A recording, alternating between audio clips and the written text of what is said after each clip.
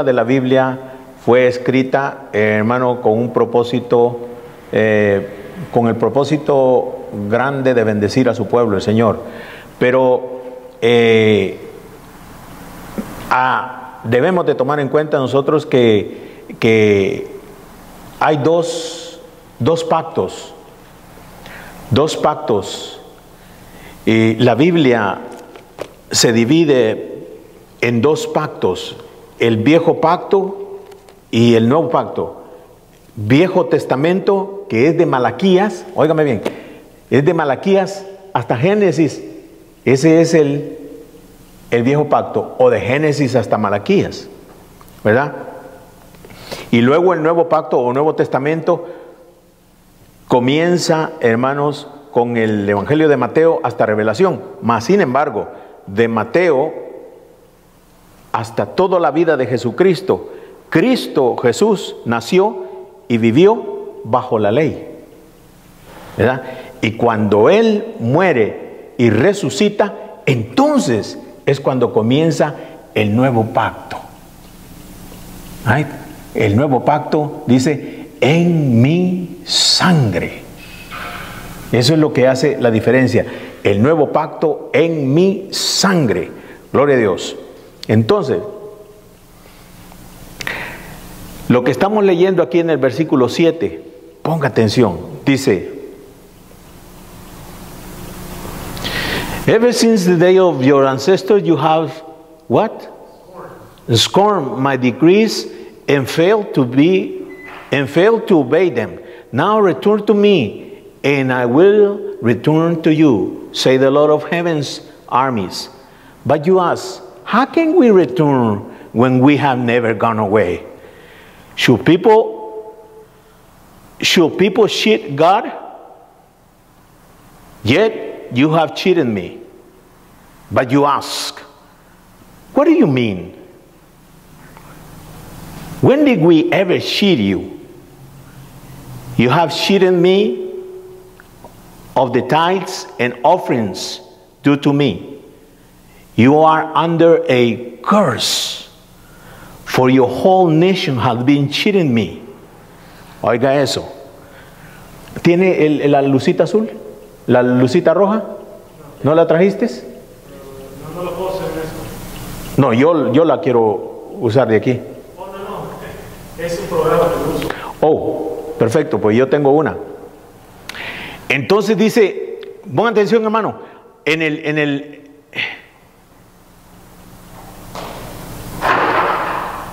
el versículo 9 dice: you are, ¿que no tenemos aire acondicionado aquí, hermanos? Está encendido, pero no es suficiente. Ok, porque las puertas están cerradas y entra el calor. Ok, ¿se siente mejor? Ok, ahí. Ok, entonces en el versículo 9 dice: you are under a curse, for your whole nation has been cheating me.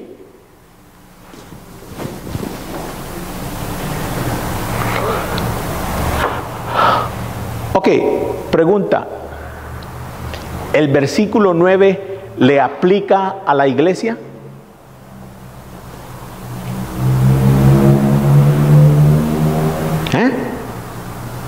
Please. Yo quiero respuesta. ¿Aplica el versículo 9 a la iglesia? Why not? Because of what Jesus did for us. Because we're under a new covenant. So it wouldn't apply. Yo quiero una respuesta más que eso. Porque en la cruz fue clavada toda maldición. ¿Por qué? La sangre de Cristo y el nuevo pacto nos libra de toda maldición. Porque en Cristo cayó toda la maldición que estaba sobre nosotros en la ley. ¿Qué? La iglesia no puede tener maldición. La iglesia tiene pura bendición en Cristo Jesús. ¿Ok? Y fíjense, y es palabra de Dios y la usamos nosotros, ¿verdad? Pero esto ya no es aplicable para la iglesia, para los hijos de Dios. Nunca, jamás. Si yo aplico maldiciones a la iglesia, estoy predicando, hermanos, un evangelio incorrecto. Otro evangelio. ¿Okay? Otro evangelio.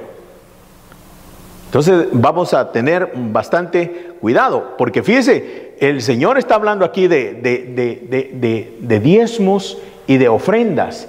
Dice, ustedes, toda la nación me ha robado. Pero ¿en qué te hemos robado? Dice el pueblo de ese tiempo. Dice, ¿en qué te hemos robado? Y Dios les dice, en los diezmos y en las ofrendas. Malditos sois con maldición, porque toda la nación me ha robado. Allá en el Viejo Testamento. En el Nuevo Testamento no hay maldición para la iglesia. Ahora, dice, bring all the tithes. Versículo 10, verse 10. Bring all the tithes into the storehouse, so there will be enough food in my temple. If you do, say the Lord of heaven armies, I will open the windows of heaven for you. I will pour out of blessings so great, you won't have enough room to take it in. Try it. Put me to the test. Your crops will be abundance, for I will guard them from insects and disease. Your grapes will not fall. Bueno, y empieza a dar una gran explicación. Pero hay otro punto bien importante aquí, que dice el Señor, en el Viejo Testamento, al pueblo del Viejo Testamento, del Testamento pasado. Dice en el versículo 10, bring all the tithes into the storehouse, so there will be enough food in my temple. If you do, say the Lord of heaven armies, I will open the windows of heaven for you. ¿Qué mira usted ahí? Conditions. Okay, condition. If you do, if you bring the tithes and offerings, okay, I will open the windows of heaven with all kinds of blessings. If you don't bring the tithes and offerings, curse. You're not going to be blessed. You're not going to be blessed. All right? So, entonces, allí nosotros podemos mirar que condiciones de parte de Dios en el Viejo Testamento. En el Nuevo Testamento, que es por la sangre de Cristo Jesús, no hay condiciones. All right? No hay condiciones. Si usted trae diezmos y ofrendas, no son condicionadas. No deben de ser condicionadas. All right? Ok. Si usted trae ofrendas y diezmos, o simplemente no trae diezmos ni ofrendas, all right, Dios lo sigue amando a usted de la misma manera y le va a seguir dando las bendiciones que le ha dado siempre, porque las bendiciones suyas están basadas en la obra perfecta que Cristo Jesús hizo en la cruz, y no es por sus ofrendas, ni son por sus diezmos, ni por lo que usted pueda hacer para el Señor o en su iglesia. Right? Ahora bien, ¿quiere decir esto que nosotros entonces nos vamos a desentender de eso porque Dios de todas maneras nos va a bendecir? No, al contrario. Ahora es cuando vamos a ser nosotros más dadivosos y más generosos. ¿Por qué? Porque no estamos dándole al Señor para que nos bendiga, sino que le damos de agradecimiento al Señor porque nos ha dado todo tipo de bendición. Porque todas las bendiciones del cielo son nuestras. ¿Sí? Este, hermanos, es el Evangelio de Jesucristo. Está basado en su obra perfecta, en su sangre derramada, y no en condiciones de parte de Dios. All right? Importantísimo, hermanos, que nosotros podamos hacer la diferencia de lo que dice el Señor en el Viejo Testamento y lo que dice el Señor en el Nuevo Testamento. Fíjese, Pablo, ¿qué es lo que dice? Pablo dice,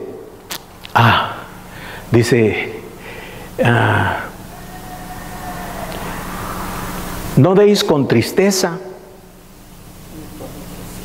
ni por necesidad. Cuando tú vas a darle a Dios, que no haya tristeza en tu corazón para darle.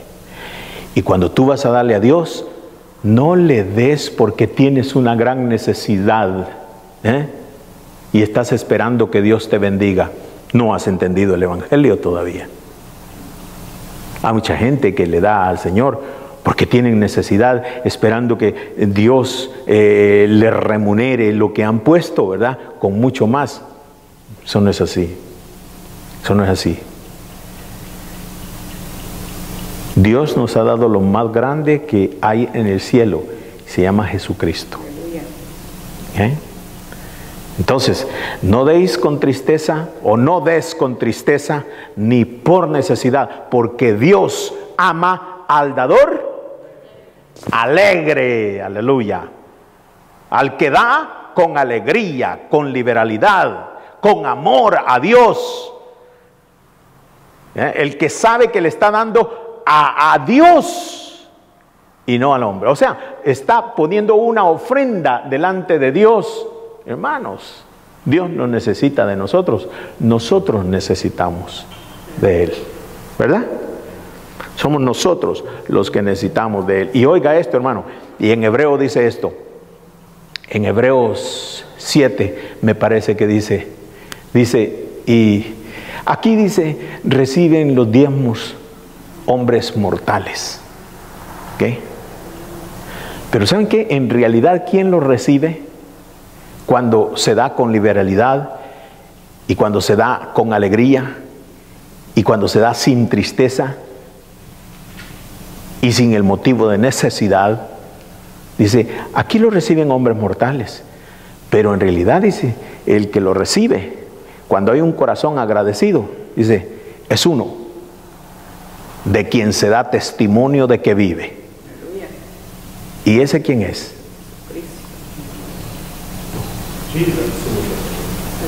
¿Por qué no contestan, hermanos? ¿O no lo saben? Ok, entonces vamos a ver esa escritura. Póngame Hebreos, por favor.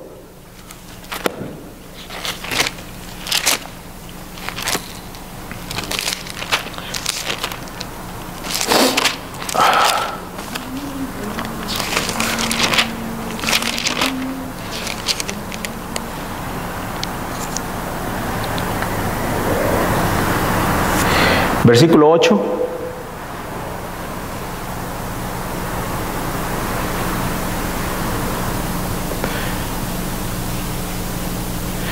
Dice, the priests who collect tithes are men who die. ¿Sí? Por ejemplo, en esta iglesia, en esta tarde le correspondió a Dani recoger las ofrendas, ¿verdad? Michelita vino y hizo una oración y leyó una escritura, la de Malaquías. Él vino y las presentó delante del Señor. ¿Las presentaste, hijo? Entonces eso es lo que tiene que hacer usted cuando pase aquí. Presentar lo que el pueblo de Dios va a ofrendar. Entonces usted las ofrece delante del Señor. Okay. Entonces dice, the priest, because you are a priest. You know that, right? Okay. If you don't know, you know now. The priests who collect tithes are men who die. So Melchizedek is greater than they are, because we are told that he lives on.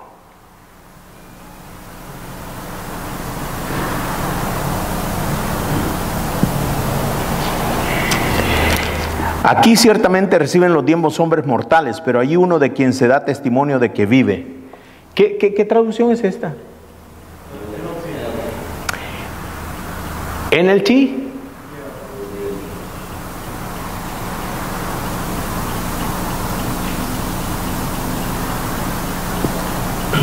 Solamente déjame el versículo 8. Here mortal men receive tithes, but there he received them. But there he received them, of whom it is witness that he lives. Ustedes saben que el sacerdote que salió a recibir los diezmos de Abraham en el Viejo Testamento es el sacerdote de Melquisedec. Y entonces Melquisedec, ¿verdad? Es precisamente Jesucristo. Y entonces aquí está hablando precisamente de eso. Porque Él es sacerdote para siempre. Él es sacerdote para siempre. Entonces, los diezmos y las ofrendas que usted le da en buena actitud, Cristo es el que la recibe. ¿Por qué? Porque la recibió de un hombre que se la dio por fe y con amor. El padre de la fe, Abraham. Amén. Gloria a Dios. Quería hacer mención de esto por lo importante que es. Ahora sí, vamos al libro de San Juan. El Evangelio de San Juan. Mateo, Marcos, Lucas, Juan. Y vamos a tomar desde donde nos quedamos.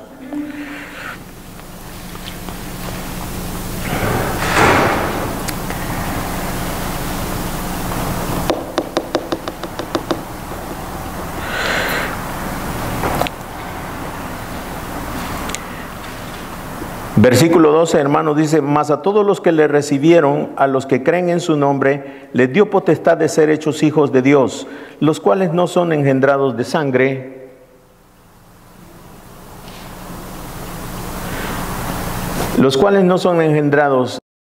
ni de voluntad de carne, ni de voluntad de varón, sino de Dios. But as many as receive him, to them he gave the right to become children of God, to those who believe in his name, who were born not of blood, not of the will of the flesh, not of the will of men, but of God. ¿Okay? Todos los que hemos creído en el nombre de Jesucristo y creemos en Jesús, nos hemos convertido, hermanos, en hijos de Dios, engendrados por el Espíritu Santo. De la misma manera que Cristo fue engendrado por el Espíritu Santo en el vientre de María, María concibió a Jesús en su vientre porque el Espíritu Santo lo engendró. De la misma manera, mis amados hermanos, nosotros somos un vaso como María, ¿verdad? Donde el Espíritu Santo engendra la nueva criatura. Y cuando nosotros venimos a ser nuevas criaturas, hermano, ese es el engendro de Dios. Entonces nos convertimos en hijos de Dios. ¿Recuerda usted cuando Jesús les dijo a sus discípulos, hermano, cuando oren, oren de esta manera? Y eso era de una manera futurística porque hasta entonces ninguno de los discípulos de Jesucristo era hijo. El único hijo que había, hijo de Dios, era Jesús, ¿verdad? El unigénito hijo de Dios. Y luego nos íbamos a convertir una muchedumbre grande, hermanos, de hijos de Dios a través del engendramiento del Espíritu Santo. Entonces el Señor le dice, cuando oren, digan de esta manera, dicen Padre. Pero no era para ese momento, porque no eran hijos. Padre. Solamente le puedes llamar a alguien que es tu padre porque tú eres hijo. Gloria al Señor. Y ahora eso es lo que nosotros somos. Hijos de Dios. Él es nuestro Padre. Gloria al Señor. Miriam, ¿quién es Dios para ti? Tu Padre. ¿Y tú le llamas Padre? ¿Cuántas veces le has llamado Padre tú al Señor?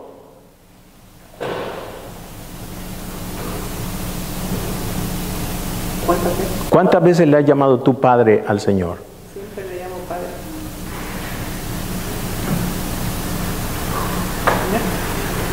quiere salir. Ahí está, mire.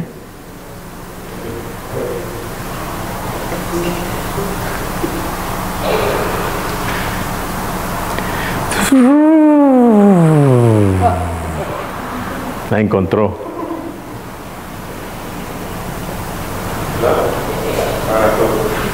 ¿Hay más? Ah, ok.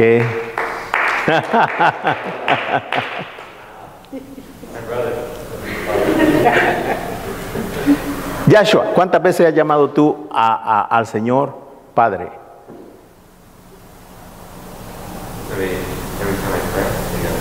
You say Father, ¿ya? Todos los que están acá le dicen a Dios Padre. ¿Sí? ¿Padre? Ok.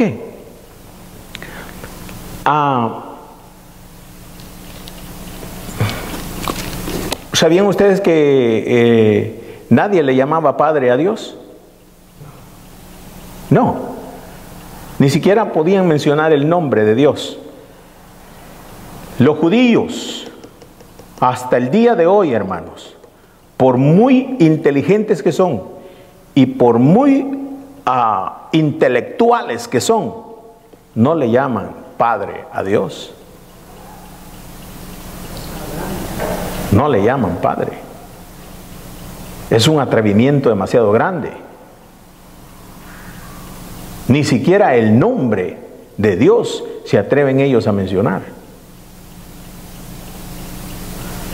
Pero usted sabe, hermano, que Jesucristo, esa es una de las introducciones que Él vino a hacer a este mundo, a introducir precisamente a Dios como el Padre de sus hijos.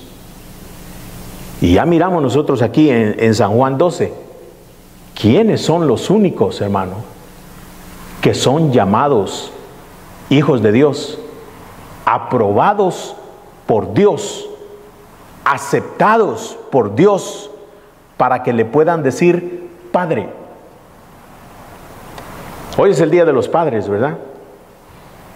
Aquí en los Estados Unidos. Y aquí en donde vivimos, y aquí hay que celebrarlo. Amén. Pero vea esto, hermano. Versículo 12. A todos los que le recibieron, los que, en otras palabras, los que no le rechazaron, pero lo recibieron, a los que creen en su nombre, les dio la potestad de ser hechos hijos de Dios. ¿De qué manera? El versículo 13 explica de qué manera tú te conviertes en un hijo de Dios.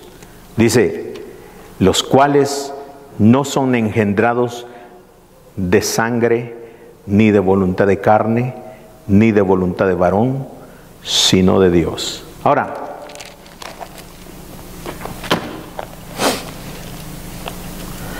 Alex, ¿tú fuiste engendrado por voluntad de carne, voluntad de varón?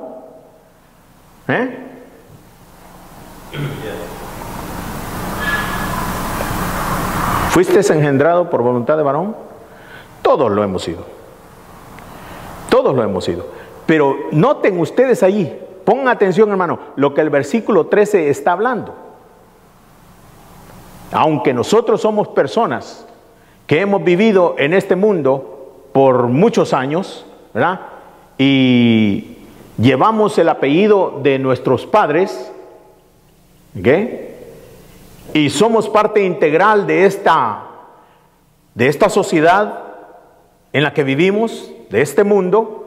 Mas sin embargo, no todos los que son parte de esta sociedad en este mundo pueden llamarse hijos de Dios, sino solamente los que han creído en Jesucristo, le han recibido, y cuando nosotros recibimos a Cristo y no le rechazamos y aceptamos que Él es Dios Todopoderoso, el Salvador que Dios envió a este mundo, en ese momento, hermano, se opera en nosotros o se realiza en nosotros el milagro del nuevo nacimiento. Y no hay milagro más grande que el milagro del nuevo nacimiento.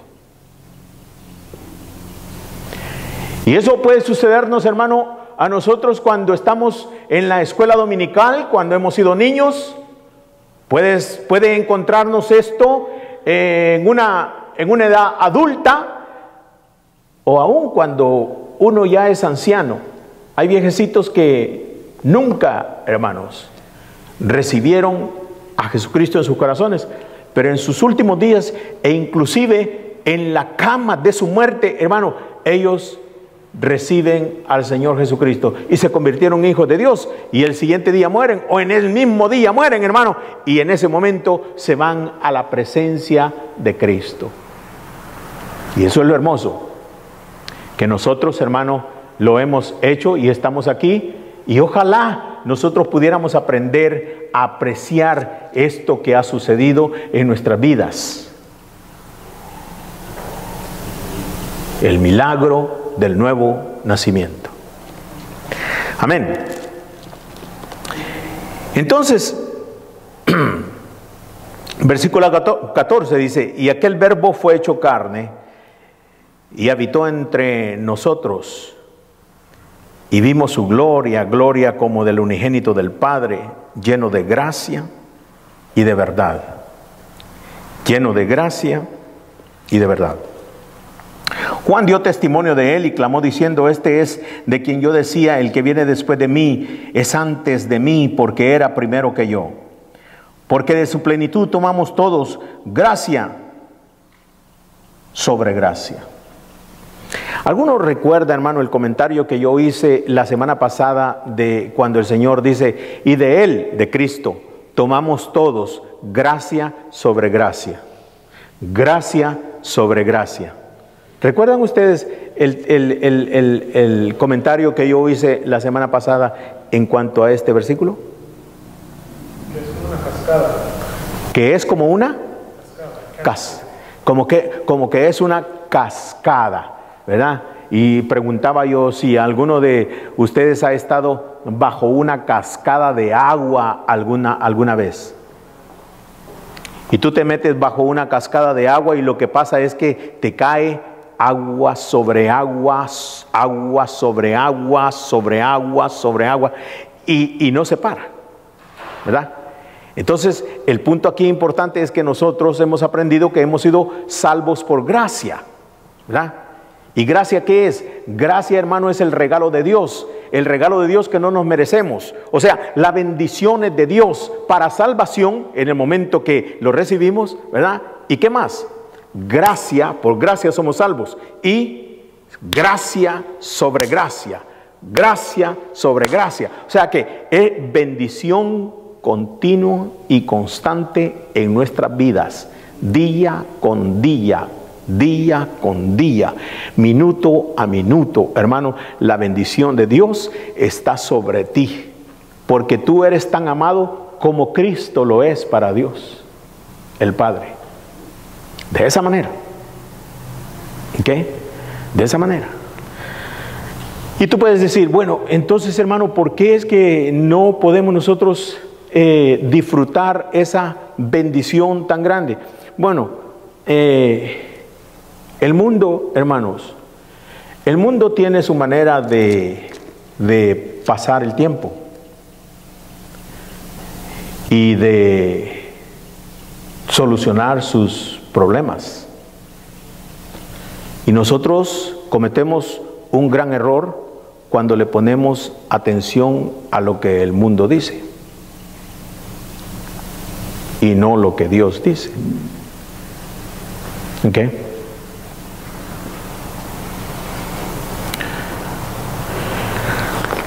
Por ejemplo, el mundo dice que aquí en los Estados Unidos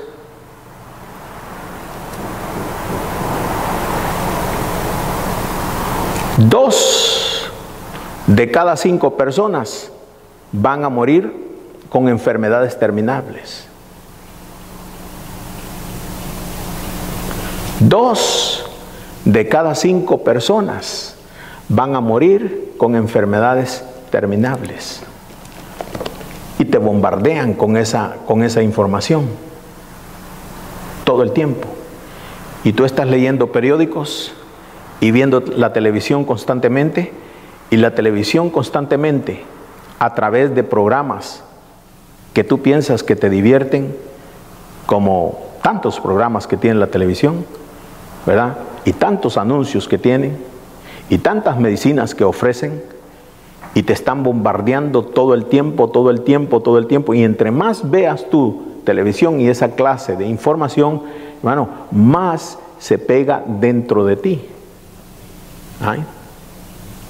Y dice, 2 personas de cada 5 personas van a sufrir enfermedades terminales y van a morir de esa manera. Dios dice otra cosa para ti, pero esa ni la lees ni la sabes, ¿verdad? Por lo tanto, no la recibes y no la llevas a tu corazón. Y esto es lo que nos importa a nosotros. No debía de importar a nosotros. Que el Señor dice que nosotros hemos recibido la bendición sobre bendición en todos los aspectos. Bendición grande en nuestras vidas, es nuestra. Porque Jesucristo, hermanos, no solamente nos salvó por gracia, sino que ahora nosotros vivimos bajo la gracia de Dios. Y la gracia usted debe traducirla en bendiciones del Señor, día tras día, día tras día, de acuerdo a lo que usted necesite durante el tiempo de vida que Dios nos ha dado. Versículo 16, porque de su, ¿qué? ¿Qué es plenitud, hermano?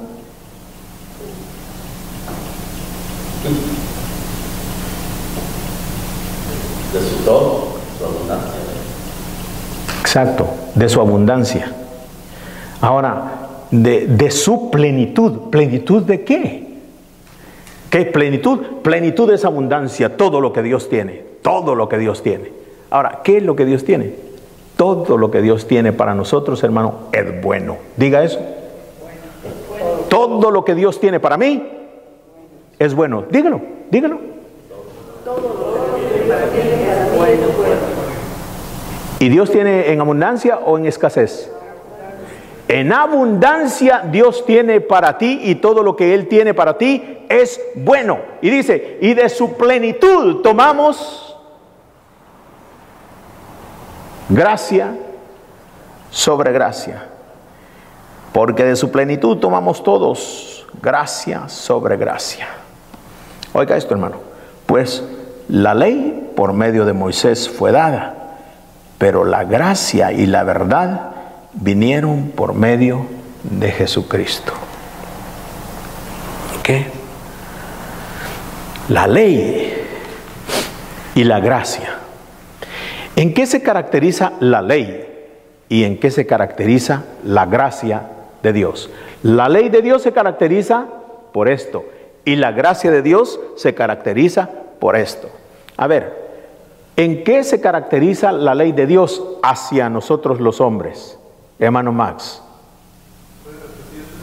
¿En qué se caracteriza la ley de Dios hacia nosotros? ¿Y en qué se caracteriza la gracia de Dios hacia nosotros? ¿Qué? ¿Alguien me puede responder? Sí. Abierto, el foro está abierto. Característica principal de la ley, característica principal de la gracia. De su plenitud tomamos todo, dice el Señor, ¿verdad? Gracia sobre gracia. Pero la ley por Moisés fue dada. Pero la gracia y la verdad vinieron por medio de Jesucristo. Pregunta, ¿en qué se caracteriza una y otra? Que la ley le dice, haz estas cosas y vivirás por ellas. ¿Ok? La gracia le dice, recibe la gracia. Que nunca se le olviden estas palabras, hermano. La ley se caracteriza por demandar. ¿Ok? Demandar. Y el hermano dice, porque la ley dice, haz y por lo que hagas de bueno, tú vivirás. Pero ¿sabe qué? Es imposible para el hombre poder hacer lo correcto de Dios, porque Dios demanda perfección. Entonces, entre más bien usted haga, ¿qué? Entre más bien usted haga para agradar o cumplir las demandas de Dios, más la ley va a demandar. La ley, hermanos, es una cascada. ¿Cómo se dice en inglés? Cascade. Cascade. La ley es una cascada de demandas. Waterfall. ¿Qué? Waterfall. La ley eso es lo que es. Te va a demandar toda tu vida y es continua y constantemente la demanda. Ya hice esto bien, sigue. Y ya cumplí con esto, sigue. Y cumplí, y sigue, y sigue. Esa es la ley, hermano. Es una demanda continua y constantemente. Imposible de poder cumplir. Imposible de poder agradar. Por eso es que Moisés y su ley tiene que ser erradicada total y completamente de nuestras vidas. Erradicada total y completamente de nuestras vidas. Porque es una demanda, es una cascada de demandas. Y la gracia es una demanda de bendiciones. No hay demandas. La gracia, ¿dije una demanda o una cascada? No, la gracia es una cascada de bendiciones. Porque en la gracia no hay demandas. Absolutamente no la hay. No las hay.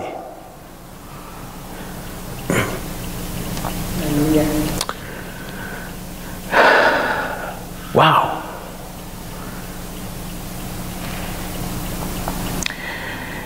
La ley por medio de Moisés fue dada, pero la gracia y la verdad vinieron por medio de Jesucristo. Fíjese, en Moisés solamente dio la ley, porque Dios se la dio a él y entonces él la impartió al pueblo y se aseguró de que el pueblo la recibiera para cumplirla. Pero fue imposible que la pudiese cumplir. Y mire qué lindo, aquel solamente ordenó, ¿verdad? Ordenó. Cristo, hermanos, dejó el cielo y dejó toda su gloria y vino en persona. En persona vino la gracia, el amor de Dios. La gracia y la verdad vinieron y se manifestaron en carne. Dice, el Verbo fue hecho carne y habitó entre nosotros. Y vimos que su gloria, gloria como la del Hijo unigénito de Dios, ¿sí? Lleno de gracia y de verdad. Cuando usted mira al Señor demandar, no, en Él no hay demandas. Y si usted cree que Cristo demandó, nunca demandó, sino solamente a los que ya estaban demandados y pensaban que podían ellos agradar a Dios por medio de sus propias fuerzas y por medio de sus propios méritos. Entonces el Señor les hablaba de esa manera. Pero no a nadie más, a nadie más.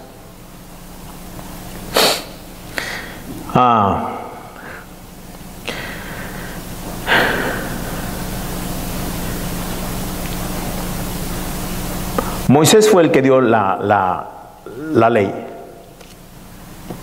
Ahora,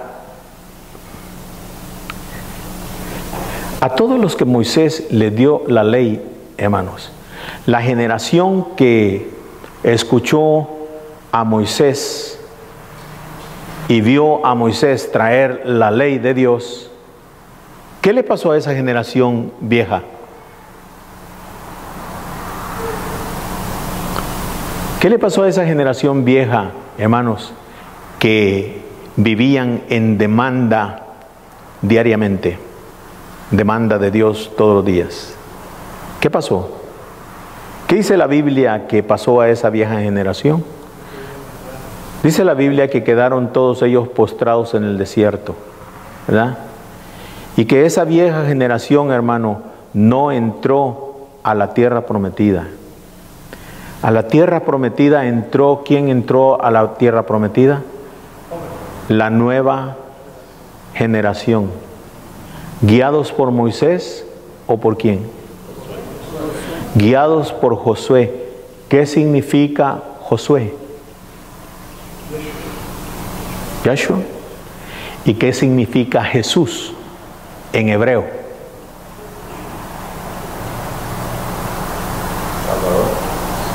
¿Qué significa Yahshua? ¿Qué nombre es Yahshua en hebreo?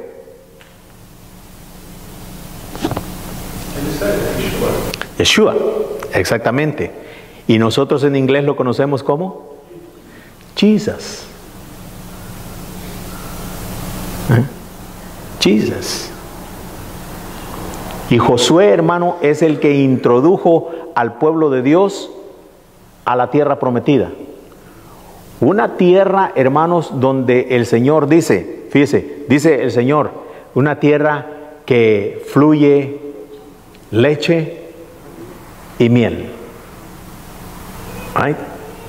Una tierra que fluye leche y miel. Leche y miel. Leche, hermano, es la fortaleza para el hombre. Miel es la dulzura y el gozo en el hombre. Pero lo más importante, hermano, es fluye. ¿Qué es? ¿Qué significa la palabra fluye? ¿Ah? Corre sin detenerse. Que la abundancia es tan grande que la leche y la miel corre como ríos. Corre como ríos.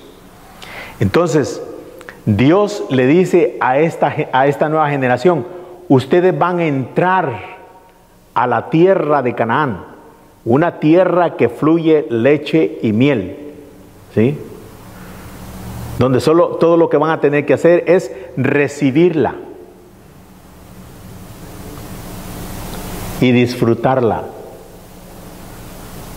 A la vieja generación, hermano, era demandada. Y como no pudieron, hermano, quedaron todos postrados en el desierto. Y fue la nueva generación, guiada por Jesús, por Yahshua, la que entró a esa tierra prometida. Esa tierra prometida, en un tiempo no la tenían, solamente era una promesa, hermano, pero esa era promesa de Dios. Donde entró la nueva generación. Oiga, haga una comparación. El viejo hombre, el nuevo hombre. La vieja criatura, la nueva criatura. Solamente la nueva criatura, hermano, puede disfrutar de las bendiciones, hermano, de Dios, que son como una cascada, bendición tras bendición, que corre como río. La bendición de Dios, hermano, corre como río. La miel, la leche, que significan, hermano, o simbolizan todas las necesidades que nosotros podamos tener, y son gratis, y no tienes que esforzarte para recibirlas, porque hay alguien que se esforzó a lo sumo para que tú lo pudieras disfrutar. Y el Señor dice, y usted si quiere investigar, hágalo. yo no voy a ir a la Biblia porque se nos va mucho el tiempo en este momento, pero si usted quiere, vaya. Y dice el Señor, cuando ustedes entren a esas casas, cuando ustedes entren a esa tierra, dice, ustedes van a habitar en casas que ustedes no han edificado. ¿Okay? Y van a beber del agua de los pozos que ustedes no han cavado. Ustedes no han hecho esos pozos, dice el Señor, pero ya están hechos ahí. Y ustedes van a entrar a esa tierra donde ya eso está hecho. Y ustedes solamente van a tener que sacar aguas de los pozos de la salvación. Y ustedes van a habitar en las casas que ustedes no han edificado, pero ustedes van a habitar en ellas. Dice, y ustedes van a comer de los cultivos que ustedes no han cultivado.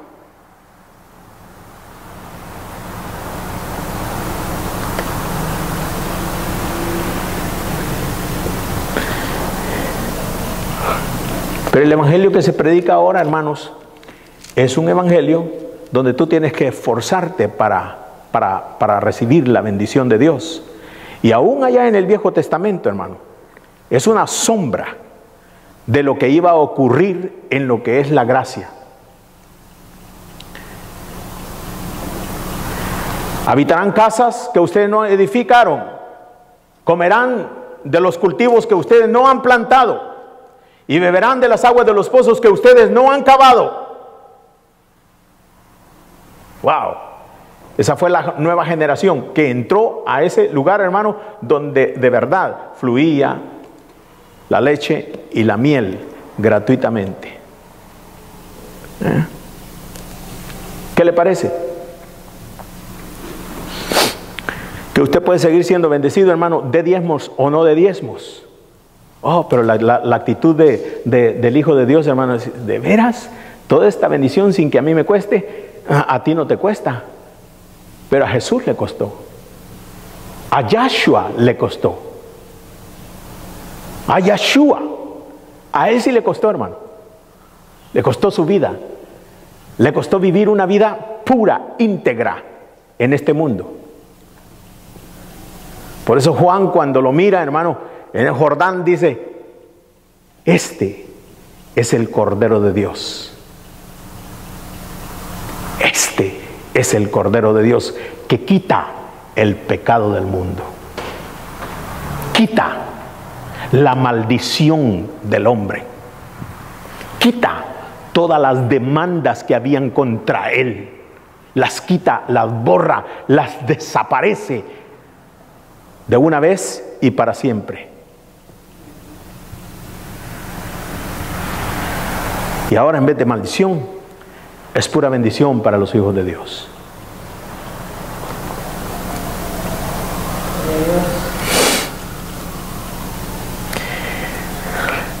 La ley por medio de Moisés fue dada, pero la gracia y la verdad vinieron por medio de Jesucristo. A Dios nadie le vio jamás.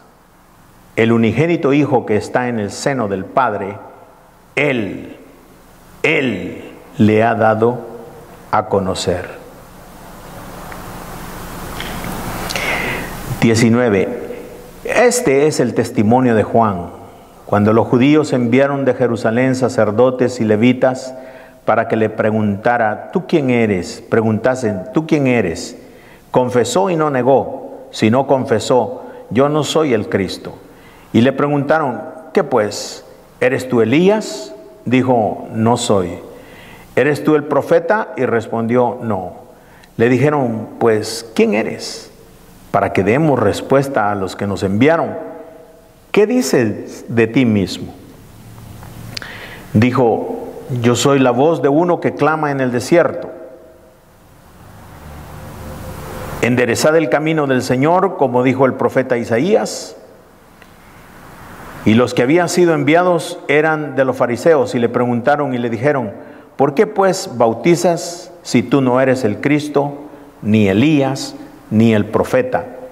Y Juan le respondió diciendo, yo bautizo con agua, mas en medio de vosotros está uno a quien vosotros no conocéis. Este es el que viene después de mí, el que es antes de mí, del cual yo no soy digno de desatar la correa del calzado. Estas cosas sucedieron en Betábara, al otro lado del Jordán, donde Juan estaba bautizando. El siguiente día vio Juan a Jesús que venía a él y dijo: he aquí el Cordero de Dios, que quita el pecado del mundo.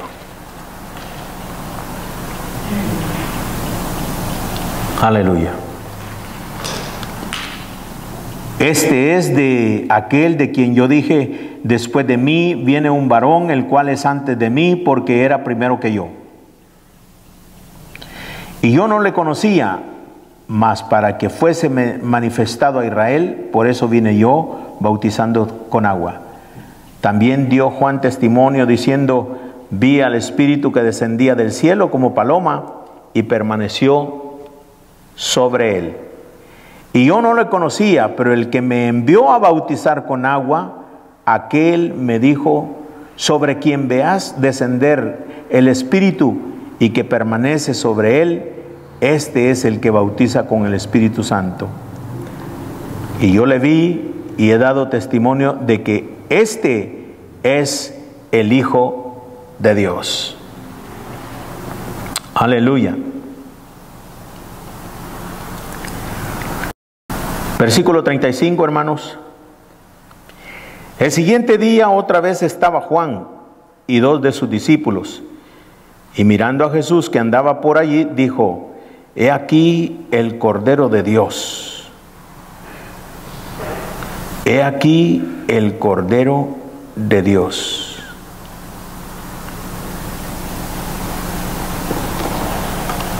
Juan, el Cordero de Dios.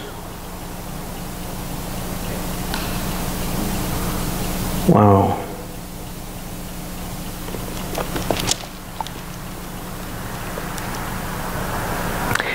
En el Viejo Testamento, hermanos, el ofrecer corderos era una práctica diaria. ¿Y por qué ofrecían los corderos? A Dios, por el pecado de los hombres en el Viejo Testamento. Y cada corderito que ofrecían, hermano, debía de ser degollado. Y toda la sangre que derramaba el corderito, hermano, esa la ofrecían a Dios. Porque la Biblia dice que sin derramamiento de sangre no hay remisión o perdón de pecados. Y entonces era una práctica diaria de escoger el cordero, no el peor, no el que estaba ciego, no el que estaba cojo, no el que el sordo que no oía, no el que no tenía una buena nariz para buen olfato, porque usted sabe que en una manada de corderitos, hermano, hay todo tipo de enfermedades y son handicaps, muchos de ellos. Pero la persona que iba a ofrecerle a Dios, hermano, tenía que tener mucho cuidado de escoger lo mejor que tenía de su rebaño. Y si lo mejor, hermano, no era suficiente, no podía ofrecerlo a Dios. Porque si este animalito que él tenía, de todos los que tenía, ¿verdad?, lo mejor que él tenía era un animalito cojo, no podía ofrecerlo a Dios. Si no oía bien, tampoco podía ofrecerlo a Dios. Si no tenía buen olfato, tampoco podía. Entonces lo que iba a ser ofrecido a Dios, hermano, tenía que ser ofrecido en buen estado, sano, en todos los aspectos. Porque solamente la sangre de un animalito que estaba en perfectas condiciones era aceptado por Dios por el pecado de ese hombre.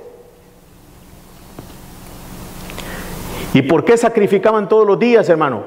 Porque todos los días había necesidad de presentar ofrenda a Dios para que fueran perdonados sus pecados.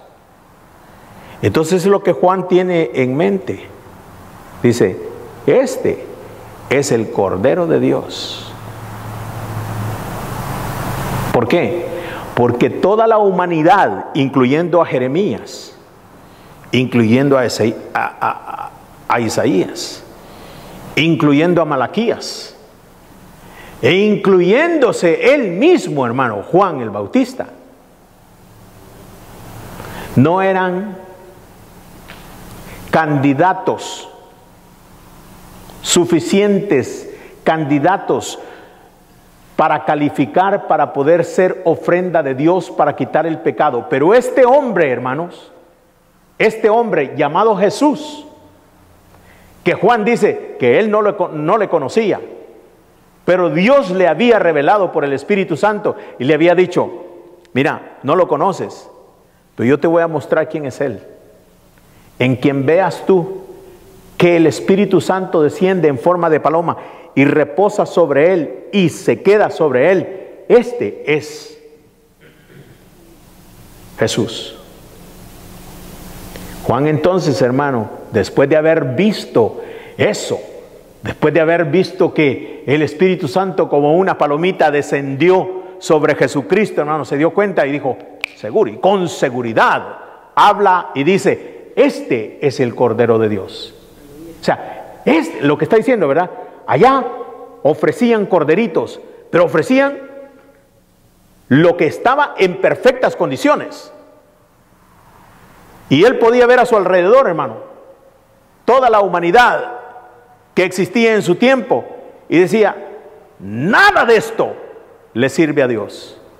Ningún hombre, ninguna mujer, incluyéndome yo, Juan el Bautista, dice, no califica para ser la ofrenda de Dios. Esa ofrenda que va a derramar su sangre y que por medio de esa sangre derramada el mundo va a ser perdonado. Eso tiene en mente Juan, y por eso es que dice en este versículo,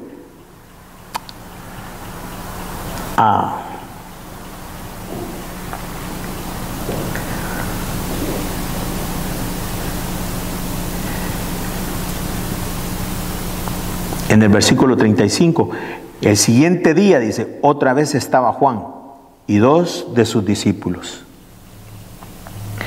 Y mirando a Jesús que andaba por allí, dijo, he aquí el Cordero de Dios. El Cordero de Dios. ¿Qué está diciendo ahí? ¿Qué implica cuando él está diciendo, he aquí el Cordero de Dios? La Pascua. Passover. Él está viendo a Jesús y sabe perfectamente cuál es su misión. Sabe a lo que viene. Sabe que este joven, hermano, este joven, ¿verdad? Es una persona que un día pronto va a tener que enfrentarse, hermano, al sacrificio de su vida y derramar su sangre para el perdón de la humanidad. Le oyeron hablar los 2 discípulos y siguieron a Jesús. 38. Volviéndose Jesús y viendo que le seguían, les dijo, ¿qué buscáis? Ellos le dijeron, Rabí, que traducido es maestro, ¿dónde moras? Les dijo, venid y ved. Fueron y vieron donde moraba y se quedaron con él aquel día porque era como la hora 10.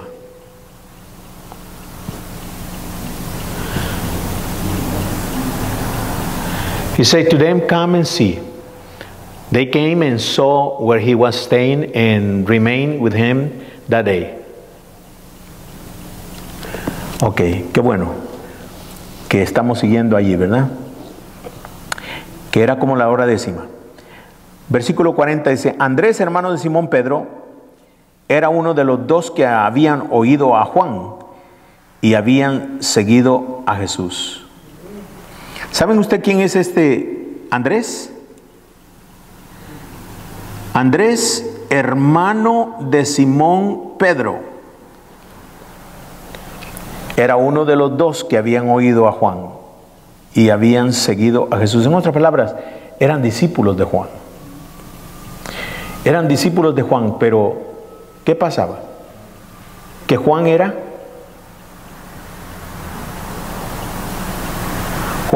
un predicador del Viejo Testamento todavía. Juan era un predicador de la ley. Y estos discípulos eran discípulos de la ley. Pero ahora se cambian. No solamente de pastor, sino que ahora cambian también de pacto.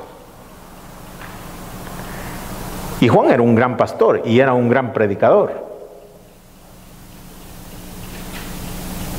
Tanto que la gente, hermano, de su tiempo le preguntaban, ¿quién eres tú? Y lo comparaban ¿con quién? Con el gran profeta Elías. ¿Quién eres tú? ¿Elías? ¿Quién eres tú? ¿Jeremías? ¿Quién eres tú? ¿Uno de los grandes profetas? Mas sin embargo, hermanos, los discípulos comprendieron, porque Él les había dicho, el que viene detrás de mí es mucho más grande que yo, porque Él es antes que yo. Y no solamente eso, Él es el Cordero de Dios. Los discípulos, hermano, cambian de pastor y se van hoy con Jesús. Cambian de testamento, cambian de pacto. Entran, hermanos, a una nueva dimensión. ¿Qué es? Gracia. La gracia. Y dejan la ley por atrás. Y es que es lo que nosotros necesitamos hacer, hermanos. Abandonar total y completamente lo que es Viejo Testamento, ley. Y lanzarnos, hermanos, a la gracia de Dios completamente. ¿Qué es lanzarse a la gracia de Dios completamente? Les voy a platicar un poquito en unos versículos, hermano, de un hermano en la carne de Jesucristo. Porque usted sabe que María, hermano, concibió al Señor Jesucristo siendo ella virgen. ¿Qué? Lo concibió siendo virgen, no había conocido varón. Pero luego de que lo tuvo, hermano, ya no fue virgen. Y aparte de eso, tuvo otros hermanos y hermanas. Y uno de los hermanos de Jesucristo, hermanos, fue Judas, el que escribió el libro de Judas, que es uno de los libros más pequeños porque solamente tiene un capítulo, ¿cierto? Un capítulo tiene ese libro. Pero ¿qué capítulo? ¿Qué capítulo? Vea usted conmigo, hermano, lo que dice en Judas.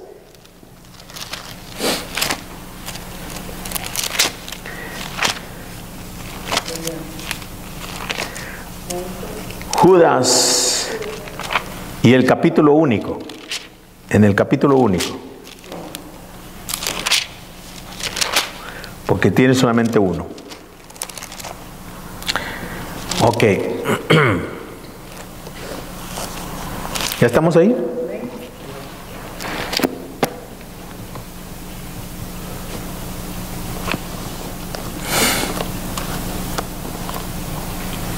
Judas, bond servant. ¿Cuál es la correcta traducción de esa palabra? Bond servant. No, pero literal.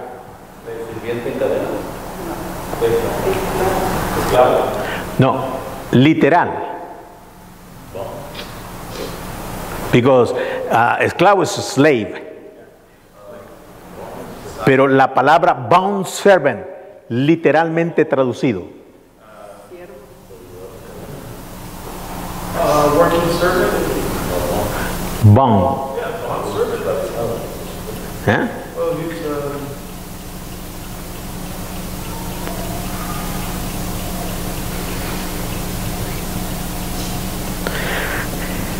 Stacy, ¿cómo lo traducirías tú?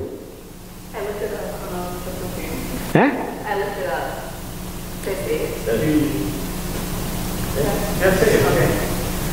A person bound in service without wages. a person bound. That's a good word. Sin, A person bound in service without wages. sin sueldo.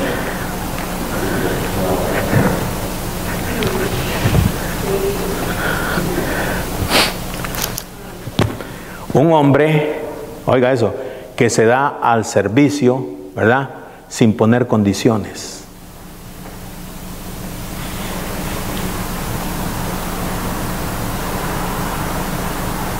Le voy a decir esto. Este hombre, óigame, este hombre no creía en su hermano. Este hombre no creía en su hermano. Este hombre creyó en su hermano después de que su hermano, que se dio cuenta que su hermano no era un hermano común y corriente. Creyó, hermano, hasta cuando se dio cuenta de que este verdaderamente era el enviado de Dios, el que Juan decía que era el Cordero de Dios. Creyó en él hasta cuando se dio cuenta de que era Dios, el Verbo que se hizo carne y habitó entre nosotros. Él creyó, hermano, hasta cuando entendió que Isaías dijo: y la Virgen concebirá y tendrá un niño, y este niño se llamará Emmanuel, que traducido es Dios con nosotros. Cuando este hombre entendió todas estas cosas, hermano, se consideró un esclavo, un siervo por amor, por propia voluntad, sin que lo hubieran apresado para llevarlo a esa situación, sino que él, de su alma, hermano, y de su propia voluntad y con todo el corazón, sin reservas y sin pedir ninguna condición, se convirtió en sirviente de Cristo.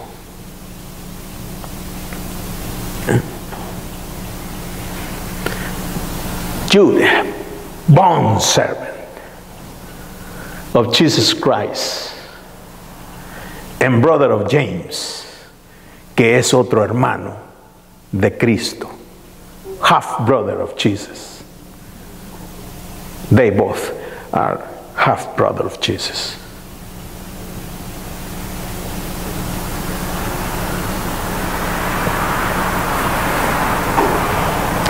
Ahora, él escribe esta carta, hermanos, de un solo capítulo, pequeña carta, no como Pablo, que 16 capítulos, 28 capítulos, no, una sola. Pero vamos a ver qué es lo que dice.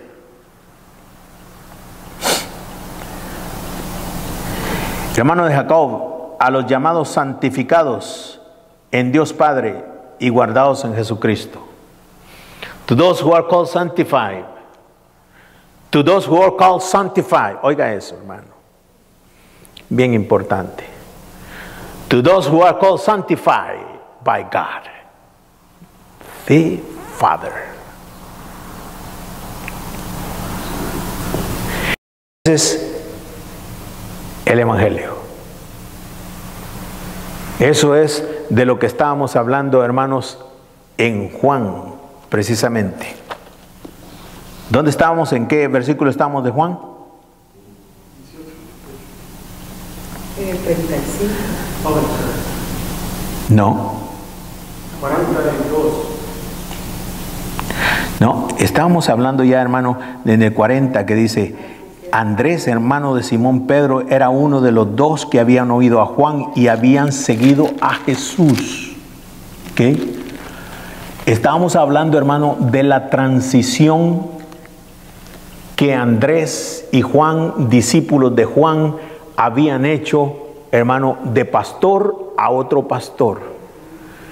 Habían hecho la transición del pastor Juan el Bautista a el gran pastor, a el buen pastor Jesucristo. ¿Ven? Cambiaron, hermano, del Viejo Testamento al Nuevo Testamento, del Viejo Pacto al Nuevo Pacto en la sangre de Cristo Jesús. Ahora estamos hablando aquí de un hermano, mitad hermano de Jesús, porque eran hijos de María, pero Jesús no era hijo de José. Y estos sí eran hijos de José: Judas, James y otros. Estamos hablando de un hombre, hermano, que nunca durante la vida de Jesús creyeron en Jesús,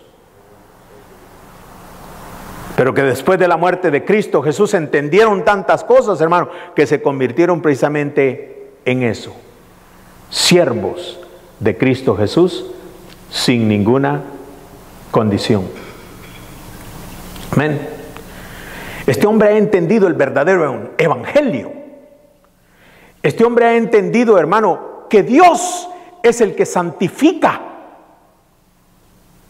que tú no te santificas día con día, que la santificación, amados hermanos, no es por la mucha oración, o por los muchos ayunos, o por el buen comportamiento, o por tus diezmos y ofrendas. La santificación, hermano, de Dios, a los que Él llama santificados, los santificó la perfecta obra de Cristo Jesús en la cruz. Eso es lo que te santifica y nada más. Este es el evangelio de Jesucristo. Esto es la que este hombre, hermano, creyó y dice: Richard, Judas,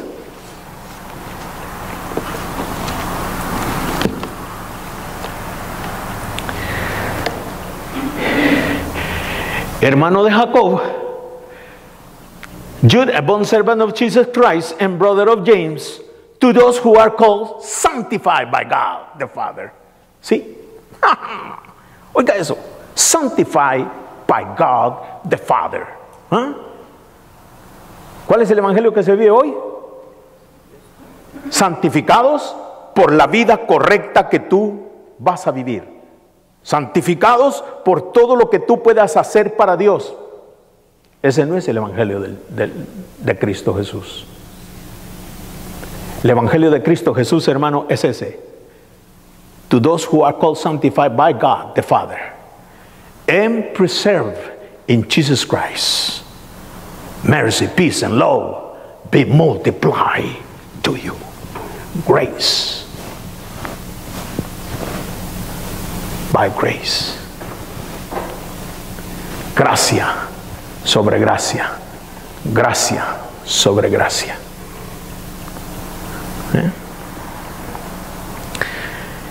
Y dice, ¿y sabes qué?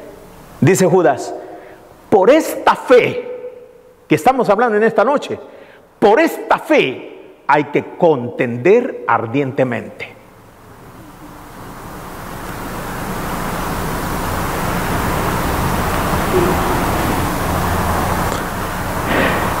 Y no permitir que una fe de un evangelio diferente, hermano, venga y nos atrape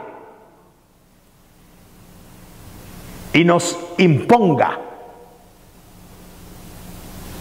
Porque eso es lo que hace un evangelio que no es el evangelio verdadero de Cristo: imponerte y demandarte. Aquí no hay demandas, hermanos. Aquí hay entrega por amor.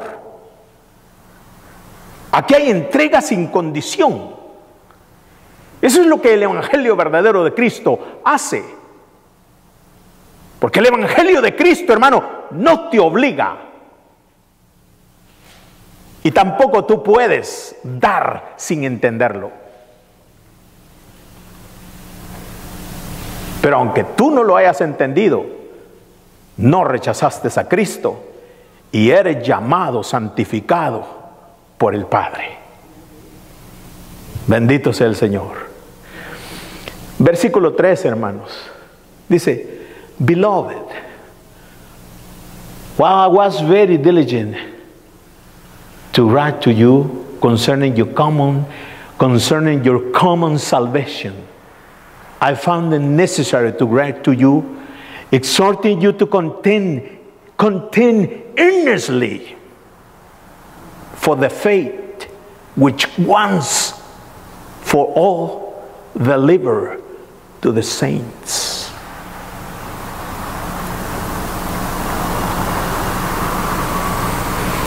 ¿Cuál fue la fe entregada a los santos desde el principio? Y Judas, hermano, imparte una sabiduría tremenda para enseñarte el verdadero evangelio de Jesucristo.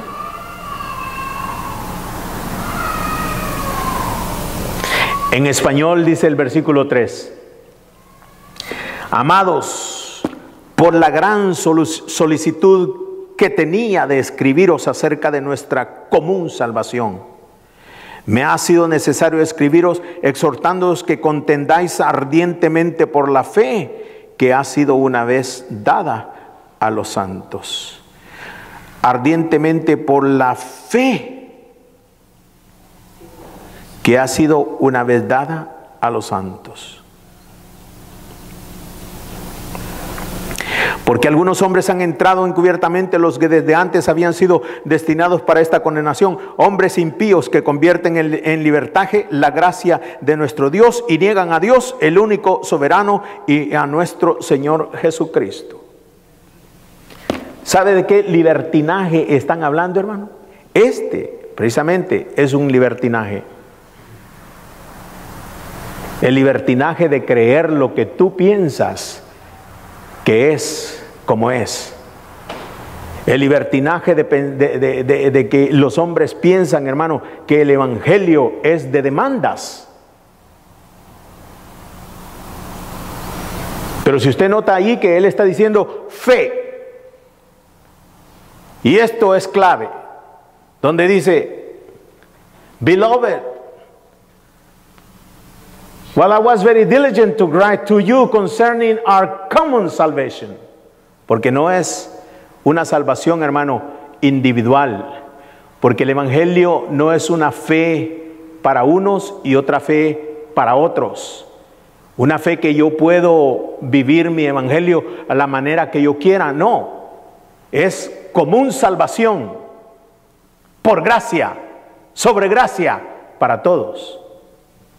I found it necessary to write to you, exhorting you to contend earnestly for the faith.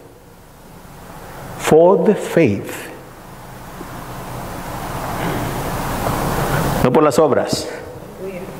Por la fe. ¿En quién? En Cristo. Por la fe. ¿En quién? En su obra perfecta.